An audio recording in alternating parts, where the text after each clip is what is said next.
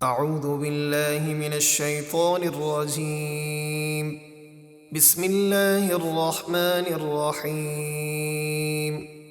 مکۃ المکرمہ پہاڑوں سے گھرا ہوا ایک ریگستانی علاقہ تھا جہاں پیداوار بالکل نہ تھی، اس لیے قریش مکہ تجارت کی غرض سے سردیوں میں یمن اور گرمیوں میں شام کا سفر کر دے اور اس سفر سے بہت رغبت رکھتے۔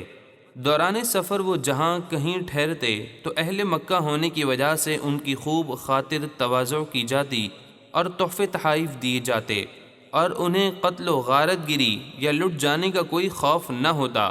اس سورہ مبارکہ میں قریش کو یہ عظیم نعمت یاد دلائی گئی اور حکم دیا گیا کہ جس رب نے ان پر یہ کرم کیا ہے انہیں چاہیے کہ صرف اسی رب کی عبادت کریں۔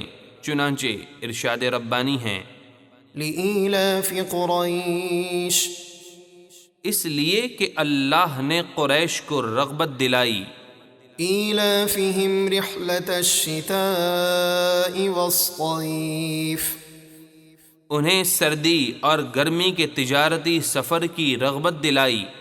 فلیعبدوا رب هذا البیت، تو انہیں چاہیے کہ وہ اس گھر یعنی کعبے کے رب کی عبادت کریں، الذي اطعمهم من جوع وآمنهم من خوف، جس نے انہیں بھوک میں کھانا دیا اور انہیں قتل و غارت گری کے بڑے خوف سے امن بخشا۔